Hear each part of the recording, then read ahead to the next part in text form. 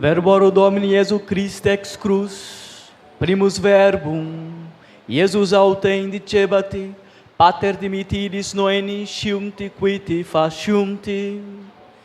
Nessa primeira palavra, nós contemplamos o Jesus que na cruz, olhando para aqueles que o pregavam, vai dizer: Pai, perdoa-lhes, porque não sabem o que fazem. O Sermão das Sete Palavras, na verdade, ele é um ato de piedade feito em algumas paróquias e algumas regiões, de forma muito especial, a região de Diamantina.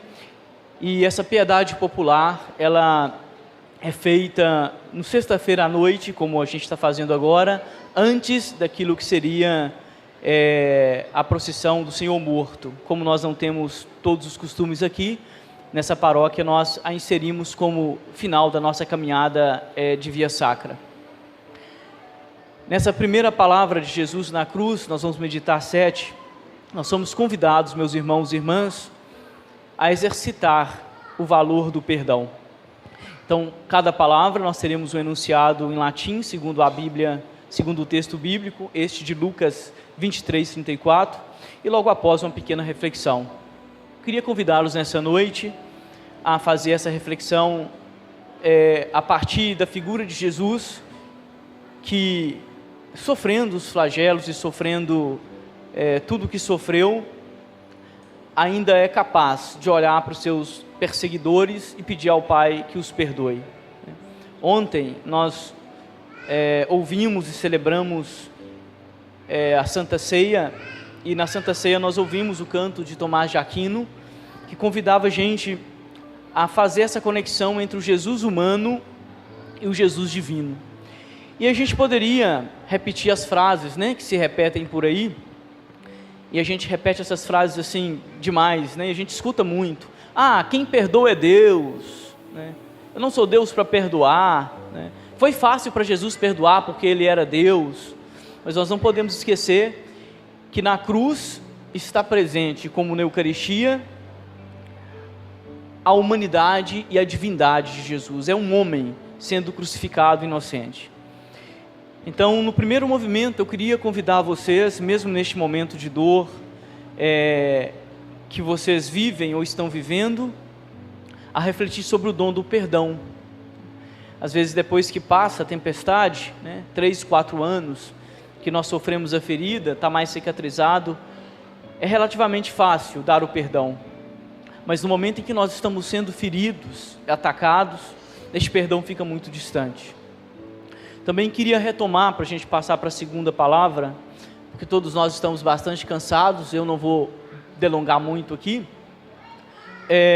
A primeira palavra que fala sobre o perdão, queria retomar uma reflexão que nós fizemos no nosso retiro, que a gente falava do perdão como dom, e nós resgatávamos então a palavra perdão, pode ter 2 ou 3 acepções, mas uma delas, quando nós pegamos a palavra e a dividimos, nós vamos encontrar o per e o doar, ou o per e o donar. E naquele retiro nós falávamos que o perdão, ele é um movimento. Ele é um movimento de doar de novo aquilo que alguém jogou fora. Daí, perdonar. E nós fizemos essa reflexão dando exemplos. Quando um amigo te trai, queira Deus que nunca aconteça, quando o seu amor te trai, e você tem esse gesto de perdão, é como se essa pessoa tivesse jogado tudo que você colocou para ela na lata de lixo. Então é como se a gente dissesse assim: bom, Padre Sebastião, está aqui o meu carinho, o meu amor, o meu respeito por você, e eu pego tudo aquilo que você me entregou na nossa amizade e vou lá no lixo e descarto o seu amor, a sua misericórdia, a sua admiração. O que é perdoar? É você ir lá no lixo, revirar o lixo e falar: olha, está aqui a misericórdia, o perdão e o carinho que eu dei para vocês. Você jogou no lixo, mas eu fui lá no lixo, peguei de novo o seu amor, a sua misericórdia, o seu perdão e a sua amizade, e estou agora doando de novo, eu estou perdonando. Eu estou perdonando. Daí vem, por exemplo, a palavra percusso. O que é a palavra percusso? é cursar de novo um caminho já feito. Então, a palavra perdão tem para nós, a gente pode pegar a palavra percurso, é a mesma acepcia. Percurso é cursar de novo algo que você já fez. A gente fala, eu faço o mesmo percurso, né? Nem precisaria dizer eu faço o mesmo, porque ao dizer percurso você já está dizendo que faz o mesmo, né? Então o percurso do trabalho é o caminho que eu faço todos os dias. O que é o perdão? É o dom que eu dou, ou que eu entrego todos os dias para quem jogou fora. O primeiro a fazer isso é o próprio Cristo, é o próprio Deus. Se a gente recorda, e nós temos que recordar, o pecado dos nossos primeiros pais no paraíso, tem toda a narrativa da expulsão, mas Deus é aquele que está sempre retomando o caminho, que está sempre nos perdonando, ou nos perdoando, ou doando reiteradamente aquilo que nós jogamos fora. É dificílimo. Tirando as crianças de colo, e quando eu falo as crianças de colo, eu estou falando, sei lá, daqueles que têm 2, 3 aninhos, quem não entendem muito, acima dos 4 anos, a criança já sente essa dinâmica do perdão com mais dificuldade, não é isso? E elas sabem, as crianças que estão aqui, que elas precisam perdoar e serem perdoadas. A experiência do perdão é uma experiência que nasce já conosco, nos primeiros anos da nossa vida, né? É de pedir perdão pelo copo que quebrou, pedir perdão pela desobediência, e a mãe e o pai vai ensinando este dom. Tá bom, você não agiu de uma forma bacana como filho, mas eu vou te doar de novo a minha confiança. Isso que o pai e a mãe faz com a criança é o que nós somos, é o que Deus faz conosco, e é o que nós somos chamados a fazer. Pater dimitte illis non enisciunt quid faciunt. Pai, perdoai-lhes porque eles não sabem o que estão fazendo. E a maioria de nós erramos porque realmente não sabemos o que estamos fazendo. Nem sempre nós somos conscientes, né?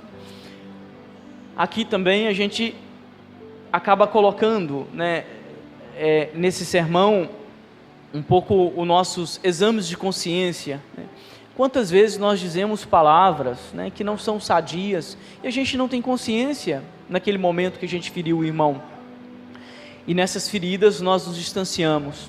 O importante é, para conseguir este perdão, porque o perdão é uma atitude que depende muito daquele que está disposto, né, a conceder o dom que foi jogado fora. Aquele que vai receber este dom precisa vestir também a capa da humildade e reconhecer os seus erros. Muitos relacionamentos, eles terminam por falta de reconhecimento. E eu convido a nossa paróquia Santa Rosa de Lima, paróquia que hoje eu estou no governo, né?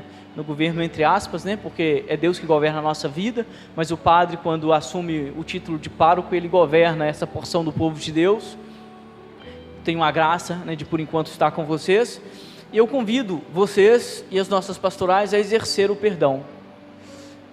E eu tenho a impressão que a maioria dos escândalos que nós vivemos na nossa igreja tem a ver com a falta de perdão. E a gente fala dos escândalos no sentido do clero, mas também dos escândalos fora do clero. Talvez a coisa mais escandalosa que poderia acontecer na vida de um cristão é a falta de amor, é a falta de perdão. Nossas pastorais, e já passo para a segunda palavra, precisam exercitar o perdão. É curioso, porque as pessoas pensam que a gente não fica sabendo, né?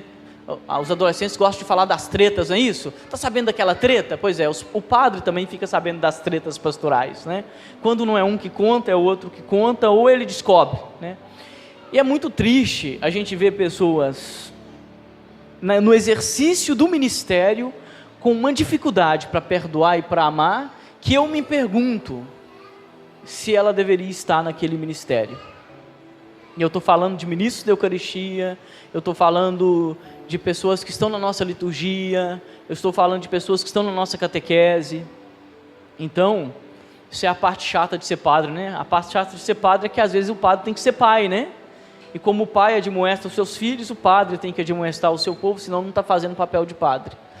Então, nessas 7 palavras, hoje a primeira delas sobre o perdão, as nossas pastorais e o nosso povo é convidado a exercitar o perdão. Tomem cuidado. Termino com isso. Sabe qual que é o mais angustiante? O mais angustiante é que depois do perdão, a pessoa pode voltar a te atacar e a pecar contra você, sim ou não? Então imagina, você faz todo esse esforço de ir lá, pegar na lata do lixo a sua confiança, a sua amizade e falar assim, sei lá, né? A Carol não fez isso comigo não, mas eu tô olhando para a Carol, né? Chegar lá e falar, Carol, tá aqui a minha amizade, meu carinho que você jogou na lata de lixo, tá aqui, eu te perdoo, eu te perdono, eu posso falar isso com a Carol, e a Carol pode simplesmente pegar de novo a minha amizade, o meu carinho e fazer o quê? Jogar de novo onde? No lixo. Nós não temos garantia nenhuma que a pessoa perdoada vai se portar melhor conosco. Isso não é difícil? A dificuldade do perdão é que não tem garantia que depois do perdão as coisas vão mudar. Pode ser que não mudem, e pode ser que mude até para pior. Por isso, prestem atenção, o perdão não pode depender do outro, não é o outro que vai até a lata de lixo, pega aquilo que ele jogou fora e te devolve. É você que é convidado a fazer o percurso, perdão e percurso, de ir até lá e pegar aqueles dons e entregar de novo para aquele que te desprezou, ou te jogou fora, ou jogou, né, fora aquilo que você entregou. E a angústia é esta, às vezes quando a gente atende os casais e atende as pessoas, eles falam, padre, será que vale a pena insistir? Às vezes o perdão, por exemplo, ele supõe perdoar e não olhar para trás. Às vezes o perdão não supõe esquecimento, mas supõe traçar uma outra rota. É uma reflexão profunda, não é uma reflexão rasa. O perdão é dos mais complexos dos dons que nós temos. Verborum Domini Jesu Christe ex cruz, secundus verbum, edixili Jesus, amen dicu tibi odi, mecum eris in paradiso. Na segunda palavra, Lucas 23, versículo 43, Jesus, diante daquele que está arrependido, ao contrário do outro que o insulta e que fala, desça da cruz, se você é o Filho de Deus, ele vai olhar para aquele homem que está sofrendo o mesmo suplício que ele, nós conhecemos como ladrão arrependido, e vai dizer, depois que ele pede, Senhor, lembra-te de mim quando entrares no teu reino. Ele vai dizer, hoje estarás comigo no paraíso.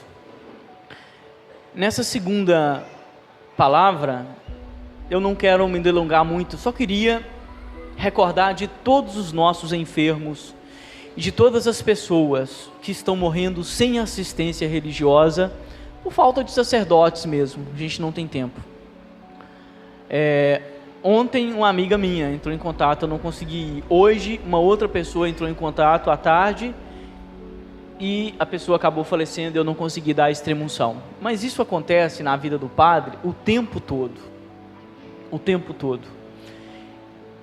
E nessa segunda palavra, que Jesus fala, hoje estarás comigo no paraíso, eu queria chamar vocês a essa reflexão piedosa, mas também de responsabilidade com a saúde e o cuidado dos enfermos. Não deixem os seus enfermos irem para a UTI para chamar um padre para assistência religiosa. É muito importante, porque nem todo mundo vai ter ao lado, na hora da partida, um sacerdote ou alguém que possa orar por eles. Esse ladrão teve, a sorte de ter o próprio Cristo do seu lado, que garantiu a vida eterna. Muitas pessoas que morrem sem assistência e morrem na angústia, porque não sabem se viveram também uma vida digna, uma vida justa, Eu sempre faço essa reflexão porque para mim é uma das reflexões que mais tocam na minha vida, Algumas pessoas que conhecem um pouquinho da minha história, eu já contei isso, que eu tive uma crise muito grande de fé aos 14 anos de idade. Foi a minha primeira crise de fé, e uma crise de fé que determinou toda a minha vida, e foi uma crise de fé que tinha a ver com a morte. A morte é algo que nos angustia. E muitos de nós, né, quando nos encontramos com uma doença terminal, ou quando temos simplesmente pessoas diante de nós que estão para partir, nos deparamos com essa pergunta, né, ou com as perguntas. Uma delas é: Senhor, o que eu fiz da minha vida? Será que tem alguma coisa a mais? Será que para mim está reservado algo a mais? Será que a minha vida aqui na terra foi tão coerente que eu mereça este algo a mais? Então, orar por todos aqueles que estão passando por essas sombras da morte, e que às vezes não vai encontrar um sacerdote para pedir a bênção, não vai encontrar uma pessoa de paz para iluminar este caminho da passagem. Eu já tive, eu falo que felizmente e infelizmente, nos meus 15 anos de padre praticamente, já tive presente em muitas mortes, e alguns olhares me marcaram profundamente. Os olhares que mais me marcaram é o olhar da pessoa que está dizendo assim: parece que não tem volta, né? Não me deixa ir. E você não pode fazer nada. Mas tem olhares daqueles que a gente pode ler, né? Estou bem, meus netos estão aqui do lado da minha cama, meus filhos estão aqui do lado da minha cama, o meu esposo está aqui do lado da minha cama, e sim, pode me deixar ir. Não vou repetir a história que eu contei o ano passado, que aconteceu num certo hospital aí, mas sempre acontecem essas histórias de pessoas que ficam apegadas demais à vida terrena, esquecem que em algum momento, tal como o ladrão, eles vão encontrar com o único mal irremediável desta terra, como dizia o Suassuna, né? Aquele que reúne todos os homens e mulheres sob um único rebanho de condenados, porque tudo que é vivo morre, né? Alto da Compadecida, nesse sentido, é uma peça que vale a pena revisitar, porque traz para a gente isso. Então, diante deste hoje estarás comigo no paraíso, a pergunta final para passar para a terceira palavra é, de novo, vida longa a todos. Mas se você morresse hoje, se chegasse o seu momento, vida longa a todos, mas não precisa estar doente. Se chegasse hoje, você ouviria do Senhor: hoje mesmo estarás comigo no paraíso? A sua vida é coerente? A sua vida... Todos nós estamos apegados, tá, gente? O padre não está apegado. Mentira, eu também tenho meus apegos.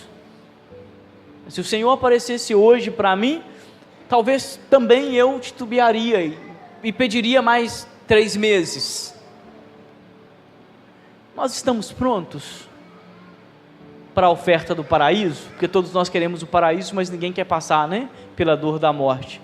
Então, que nós tenhamos isso. Não é para a gente ficar meditando sobre a morte, mas sobre essas palavras do Senhor, que nos coloca várias reflexões. Uma delas é: será que se o Senhor me chamasse hoje, estaria eu também com Ele no paraíso? Nós vamos fazer a terceira e a quarta palavra de uma vez só, porque a terceira e a quarta palavra é a entrega da mãe para o filho e a entrega do filho para a mãe, que é quando Jesus diz para o discípulo e ao mesmo tempo diz para Maria, né, essas palavras que nos faz assumir essa filiação.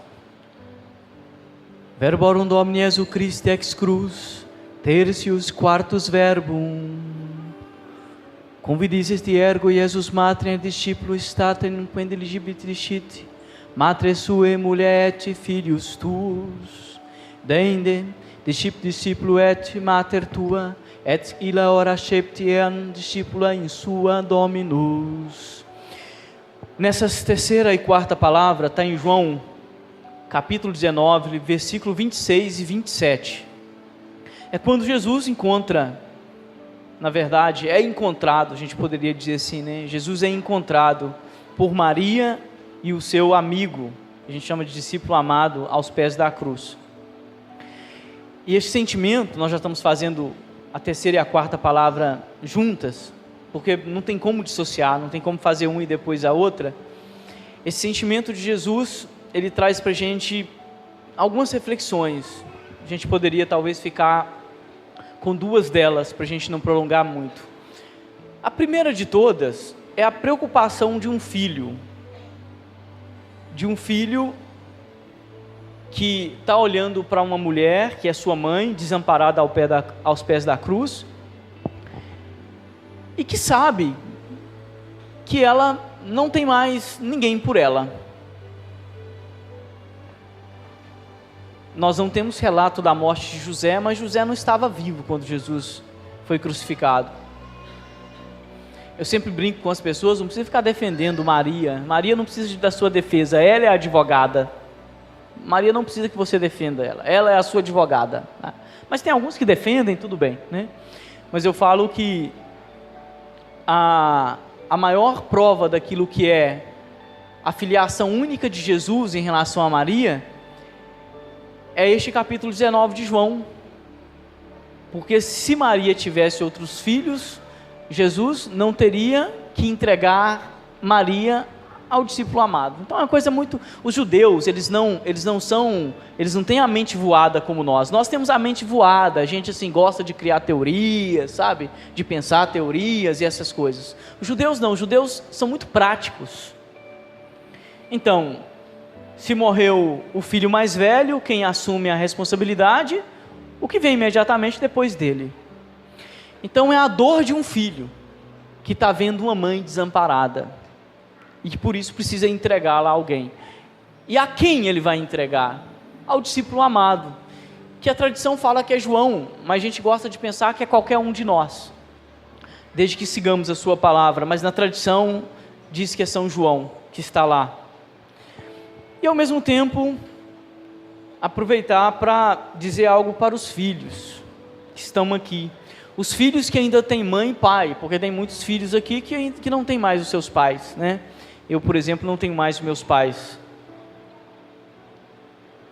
Nós precisamos recuperar em nós a responsabilidade com os nossos pais. E eu vou dizer algo aqui muito sério e acho que também muito complicado, mas eu o digo com consciência. Existe na igreja protestante e na católica uma ideologia diabólica, nefasta, que vai dizer que família é você, sua esposa e seus filhos. Nefasta e diabólica, porque o primeiro mandamento não está: honra a sua mulher e os seus filhos. Logo após o mandamento do amor a Deus, está o mandamento do honrar quem? Ponto. Vai lá e rasguem a Bíblia então. Então nós precisamos ter equilíbrio nas nossas relações. Nós vemos muitas relações que são destruídas por causa de pais possessivos que querem ditar a vida afetiva dos filhos. É verdade. Isso é verdade. Que não respeitam, né? Que querem escolher, né, pelos filhos aquilo que eles têm que viver. Isso é verdade. O pai e a mãe têm que trabalhar aquilo que seria o seu apego aos filhos. E saber que os filhos pertencem primeiro a Deus e não a eles. Mas também é verdade que essa ideologia nefasta tem feito vítimas por aí. Rasgue então os 10 mandamentos, porque não fui eu que escrevi.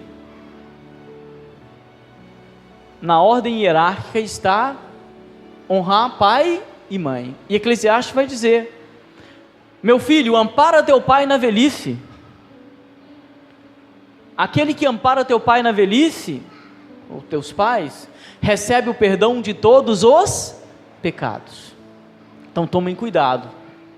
E aqui para os meus queridos adolescentes, os que estão aqui, os que estão sentados aí e que eu tenho uma boa relação. Cuidado com as primeiras relações amorosas, porque elas são pura paixão, que às vezes te arrebata de forma negativa do seio familiar. Eu tenho atendido muitas famílias em sofrimento por causa de um namoro inconsequente de adolescente. Ah, fulano é minha vida. Deixa de ser besta, ninguém é vida de ninguém não, a sua vida está escondida em Cristo. Ah, se terminar comigo eu me mato. Mas quão pequena é a sua vida para você se matar porque um namoradinho de 15 anos terminou com você? Quão pequena é a sua vida para você colocar colocá-la na mão de um primeiro namorado, que você nem sabe se vai ser o homem que você vai casar, ou a mulher que você vai casar. A gente está precisando de um choque de realidade, de amadurecimento afetivo. Mas não falo só dos adolescentes não, tem gente adulta aí na mesma vibe, né? Fulano é minha vida, deixa de ser besta, ninguém é vida de ninguém. E às vezes você vai descobrir isso muito tarde, quando você perdeu a relação com seus pais, perdeu a relação com seus irmãos, perdeu a relação com melhores amigos, porque colocou tudo numa pessoa que você pensava que era a sua vida. É por isso que o matrimônio, ele é um sacramento. Por que o matrimônio é um sacramento? Porque tem discernimento. Né? Tem discernimento. A gente não recebe qualquer pessoa aqui para fazer o casamento. Ah, padre, quero me casar. Vem cá que eu vou fazer o casamento. Não, tem um processo, tem catequese, a pastoral familiar, tá aqui. Tem ou não tem um processo longo? Tem confrontação. Porque é depois do casamento que aparece o chulé, o mau hálito e os vícios que vocês não conhecem. Todo mundo, quando vai encontrar a namorada, coloca o melhor perfume, escove os dentes assim bonitinho, deixa a meia suja para lá. É depois que vocês repartem ou compartilham o leito que as piores coisas aparecem. Então, esse mulher ou mãe, eis aí o teu filho, e filho, eis aí a tua mãe, mostra de Jesus um ensinamento supremo. Ele honrou a mãe. Até a sua morte, Ele é o Senhor que honrou a sua mãe.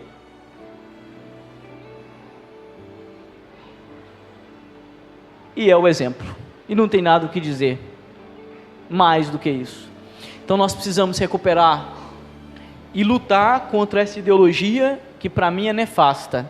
E eu falo que é nefasta porque eu ouvi em grupos católicos, de adolescente.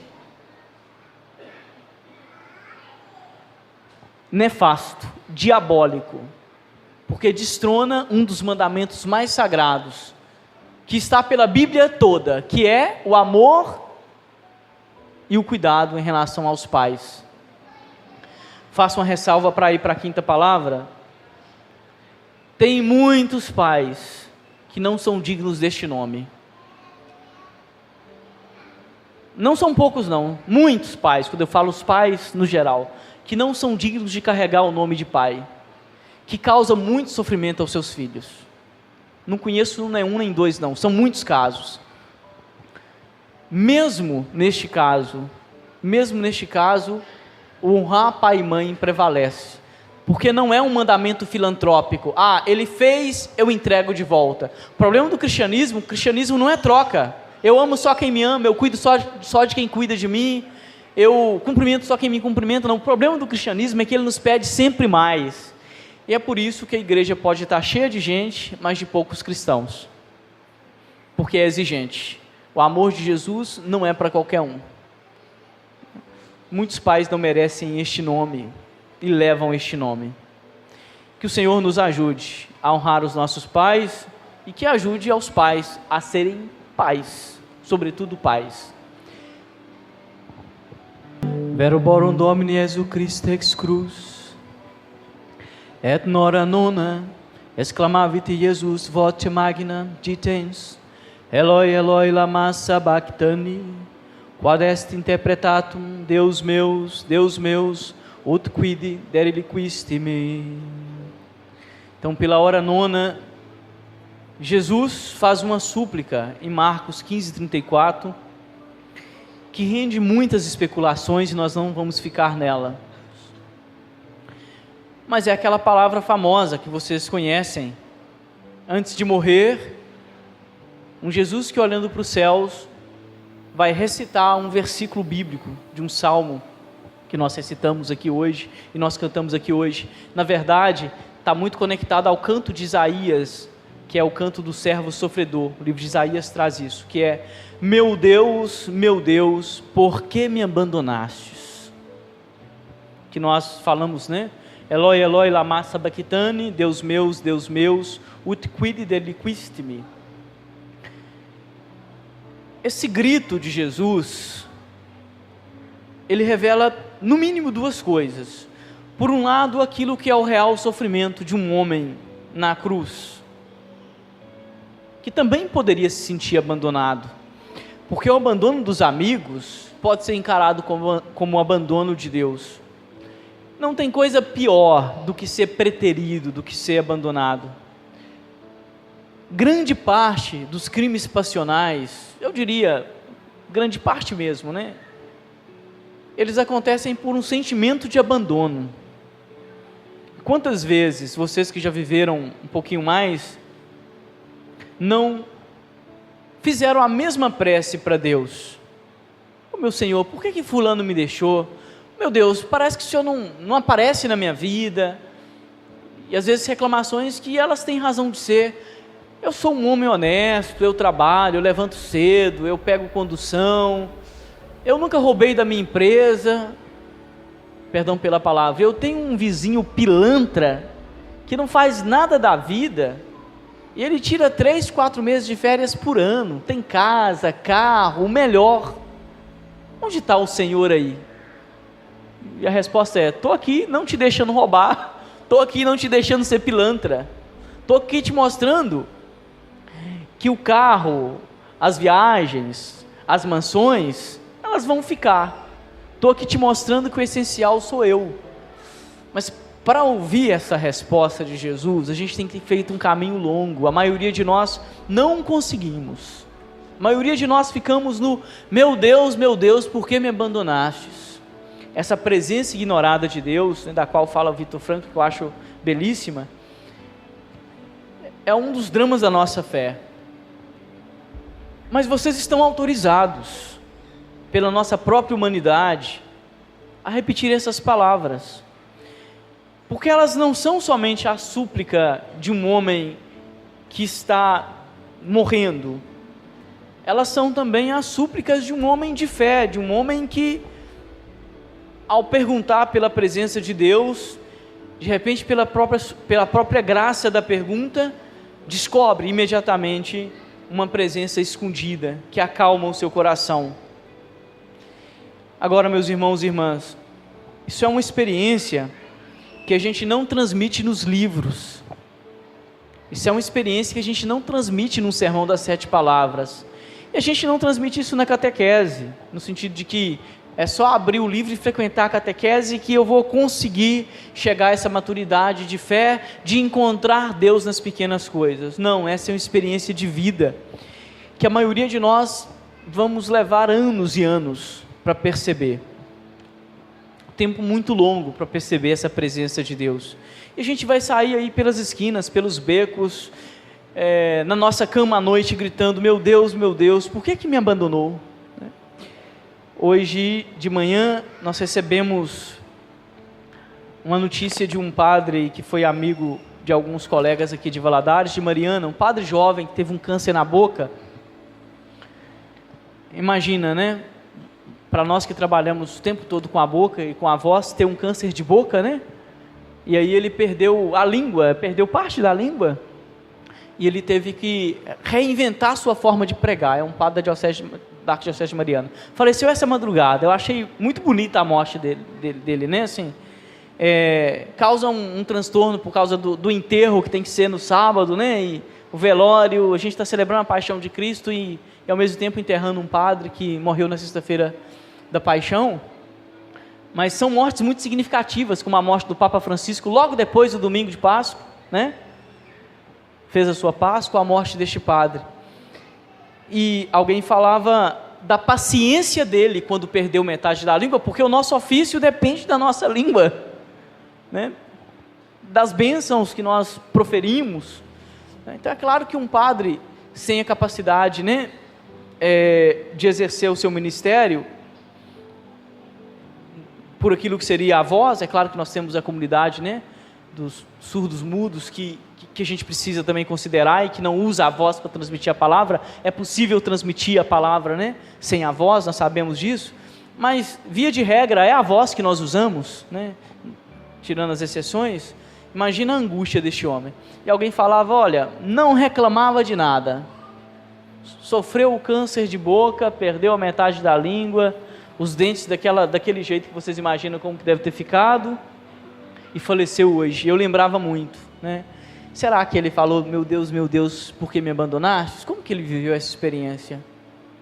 Como é que ele viveu essa experiência? Eu quero, unindo a paixão de Cristo, colocar o nome deste padre aqui hoje, né? Não sei se ele sofreu alguma angústia, mas que o Senhor o receba, e que nós possamos fazer desta palavra, ou dessa oração de Jesus, a nossa oração diária, não como descrente, não como aquele que não acredita, mas como aquele que, ao perguntar, vai ter imediatamente a resposta de Deus. Meu Deus, por que eu não sou assim como os outros? Porque eu te fiz assim. Porque é assim que você precisa ser para transmitir uma mensagem, para cumprir a sua missão. Por que eu não sou tão rico? Olha, porque eu te mantive honesto. Porque eu quero te manter honesto. Porque eu não quero que você seja um ladrão bem-sucedido. Que é a opção, né? A opção da maioria da sociedade é, bom, passa para trás, engane, porque o mundo é dos... Como é que vocês falam? O mundo é dos... E o inferno também, pode ficar tranquilo. Os dois pertencem aos espertos, o mundo e o inferno. Então, não se preocupem com isso. Verborum Domini Jesus Christi ex cruz. Poste sciens Jesus quia in omnia consumata sunt, ut consumara etur scriptura dicit sitio. Tendo visto então que tudo estava consumado e que também a escritura tinha sido consumada, ele disse uma palavra só. O latim fala tenho sede, mas tem algumas traduções que nem coloca este verbo, o tenho, simplesmente a pronúncia sede, que é também uma das palavras que Jesus diz na cruz, que causa grande comoção para a gente e sempre muitas reflexões. O mais clássico é lembrar daquilo que é a sede de justiça, a sede de amor. Mas aqui eu quero recordar das obras de misericórdia. Vocês sabem que existem 7 obras de misericórdias corporais e 7 obras de misericórdias espirituais. Uma das obras de misericórdia corporal, uma das obras de misericórdia que nós devemos fazer para o corpo do outro é dar água a quem? Já ouviram falar isso? Que nós esquecemos, mas não deveríamos esquecer, porque as 14 obras de misericórdia é muito interessante. Olha, para ir para a 7ª palavra, eu queria simplesmente aqui fazer uma espécie de desabafo. Tem gente em Valadares negando água. Negando água mesmo. Outro dia eu vi alguém negar água, e o pior é que eu vi alguém negar água às 6 horas da manhã. Ô padre, o que você está fazendo às 6 horas da manhã? De vez em quando eu dou uma volta na ilha, acordo às 4:30 da manhã, 5 horas, e vou lá dar uma voltinha. Quando eu estou voltando, eu passo pelas ruas, esse horário, algumas pessoas me veem por aí. E teve 2 cenas que me comoveram muito. Vocês interpretem como vocês quiserem. Não vou ficar preocupado com isso. A primeira cena foi essa, de alguém que negou água para um morador de rua. A gente nega comida, a gente nega dinheiro, não vou entrar nisso aqui agora, e a minha posição é firme, porque eu sou cristão, nunca vou admitir a falta de misericórdia, pensem o que vocês quiserem. Agora imagina só, nós estamos numa barbárie tão grande, que tem gente negando água.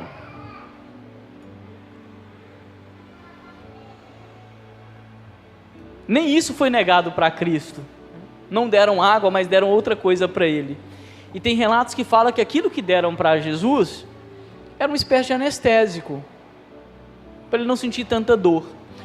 Até aqueles que pregaram Jesus está sendo mais misericordioso do que muitos valadarenses. Isso tem que incomodar mesmo. Isso tem que te incomodar. Essa noite é para você sair daqui incomodado. Negar água, aplaudir quem nega água. A Sexta-feira da Paixão É o momento da gente voltar à nossa espiritualidade e colocar o dedo na ferida, que pode sangrar. Quando você coloca o dedo na ferida, ela pode sangrar, não é verdade? Nós temos um problema sério em Valadares, nós temos mesmo. Nós temos um problema sério. E nós já falamos disso aqui, né? A gente não consegue levar as crianças para brincar na nossa pracinha central, porque lá está tomado, né? Pelos nossos irmãos de rua, está lá, não tem outro lugar, está lá. Isso nos incomoda. E a pergunta é, o que eu posso não fazer para não ser bárbaro? A pergunta não é nem o que eu posso fazer, não é verdade? Porque a pergunta que eu posso fazer é tão ampla, o que eu posso fazer? A gente fica pedindo, o que eu posso fazer? Eu não sei. Agora, mudem a pergunta, perguntem o que vocês não devem fazer. O que eu não devo fazer? Jogar pedra, tacar fogo como já tacaram, negar água. E eu entendo que tem coisas que precisam ser feitas. Eu entendo que o nosso poder público tem que lavar as calçadas. É importante, tem ali uma questão de higiene. Mas será que não tem ali uma política higienista? Quem tem ouvidos para ouvir, que ouça. Tem que ser dito. Tem que ser falado. Como vocês interpretam, problema de vocês. Eu vou dormir tranquilamente, eu não tenho problema com o que vocês pensam.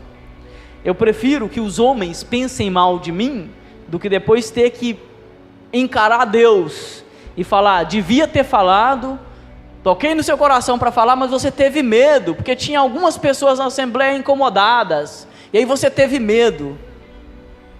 Eu não tenho medo daqueles que têm a capacidade de dar um tiro e jogar meu corpo na vala. Eu tenho mais medo daquele que pode jogar o meu corpo no inferno.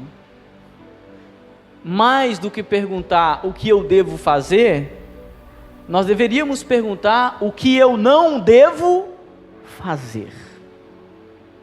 É uma situação séria, todos nós estamos incomodados.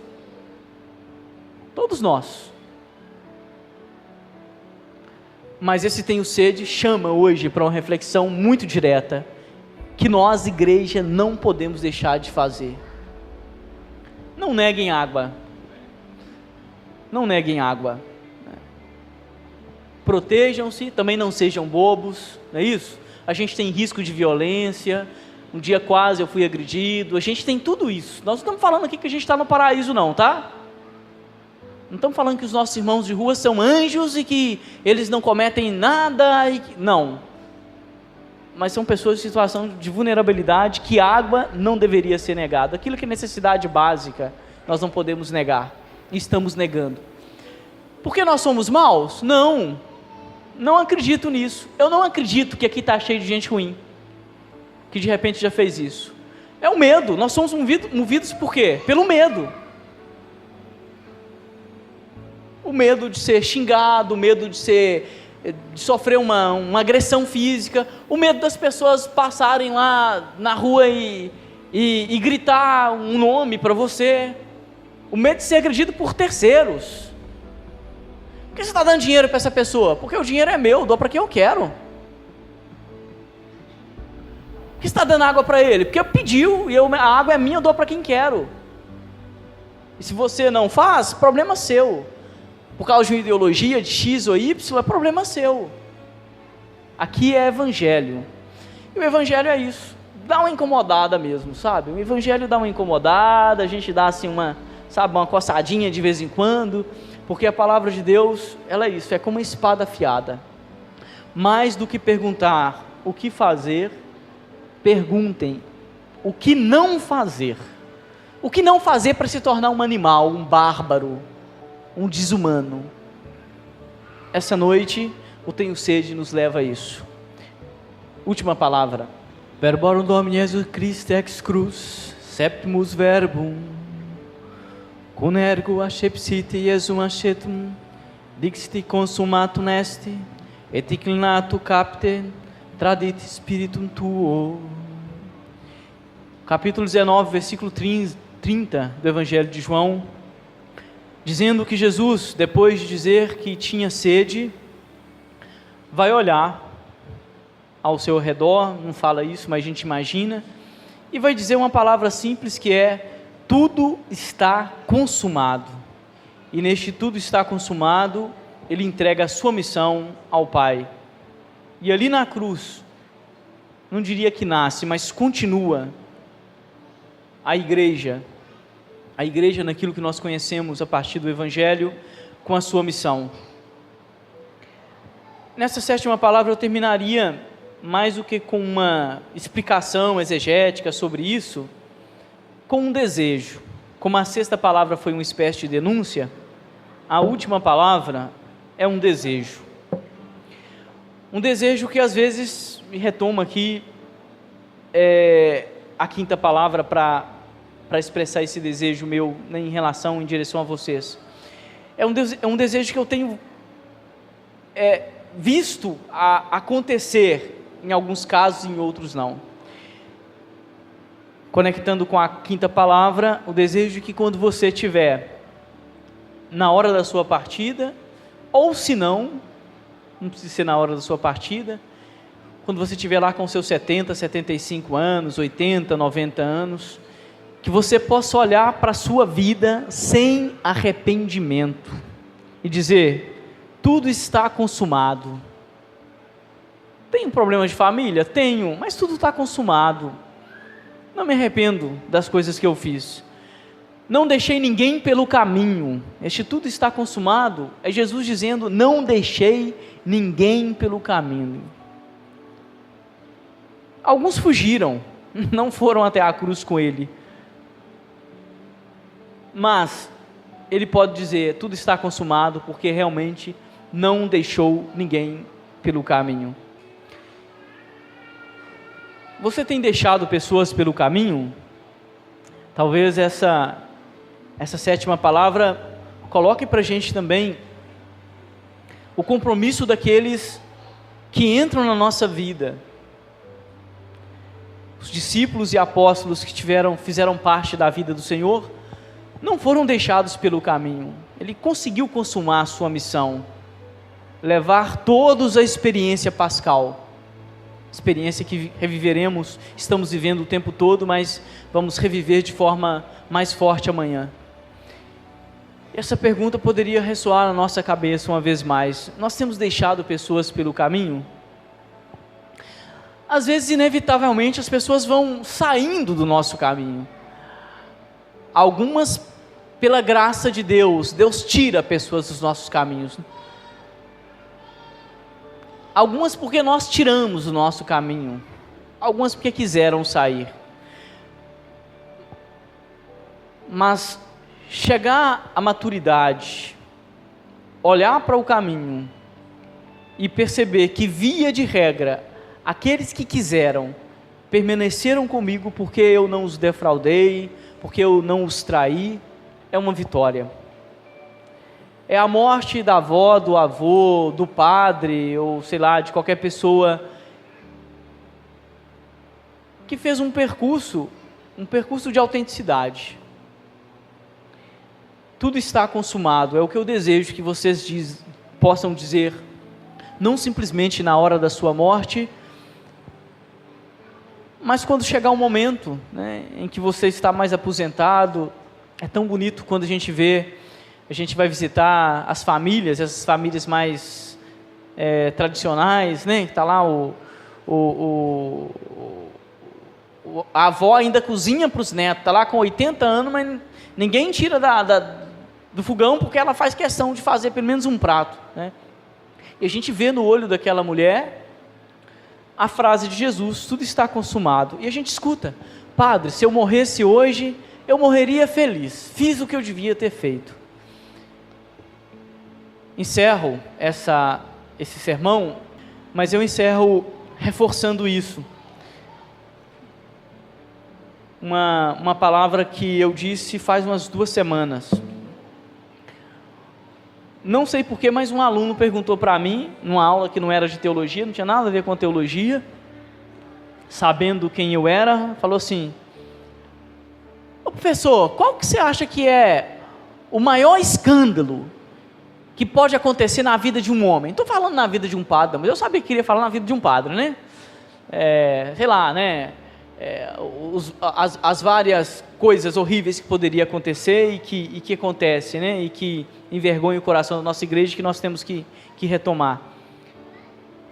Qual que é o maior escândalo que pode acontecer na vida de um ser humano? Eu não respondi, porque eu não tinha resposta, né? Aquele momento que o professor dá mais 5 minutos de aula e fala, agora todo mundo para tomar água, a gente volta daqui a pouquinho para continuar a matéria, né? E aí quando ele voltou, também não dei a resposta, mas no finalzinho da aula, a gente descendo as escadas, falei, rapaz, pensei muito naquilo que você me falou, vou te dar uma resposta que nem era para ser filosófica, é uma resposta que está muito mais conectado com aquilo que eu acredito do ponto de vista do projeto de Deus para a minha vida. A maior vergonha que um ser humano deve ter, a maior derrota e talvez o maior escândalo é você viver a vida toda sem ter sido autêntico. O que é autenticidade? A autenticidade é dizer a verdade sem temer. Isso é autenticidade. Sofre ou não sofre? Óbvio que sofre.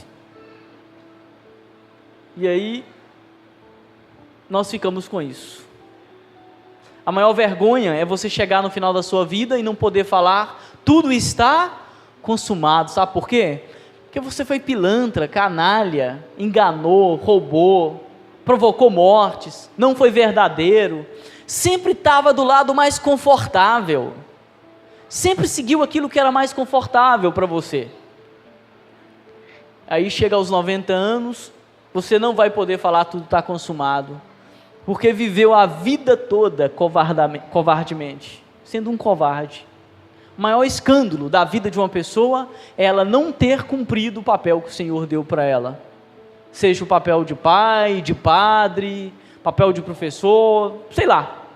O maior escândalo é você não poder falar, tudo está consumado, porque se acovardou, porque estava interessado em repartir coisas, porque estava interessado no que as pessoas iam dizer e oferecer para você, e aí você omitiu, mentiu, e aos 80 anos descobre que a sua vida foi uma mentira. E descobre por quê? Porque seus filhos não te respeitam, porque os podres aparecem, porque a sua consciência te acusa. Dizer tudo está consumado é o meu desejo, que vocês não se envergonhem de ser aquilo que vocês são. Eu sei que é muito sacrifício, mas isso é ser católico. O pessoal fala, ser católico é lindo, né? Mas é difícil demais ser católico. Ser católico é participar disso tudo, é fácil? A gente quer ficar na cama mesmo, quer ir para churrascada. Ser católico não é só lindo não, ser católico é para poucos. Porque nós não estamos nos palcos e fazendo show. Ser católico pode ser lindo, mas é difícil, não é para qualquer um. Que Deus nos abençoe e nos guarde.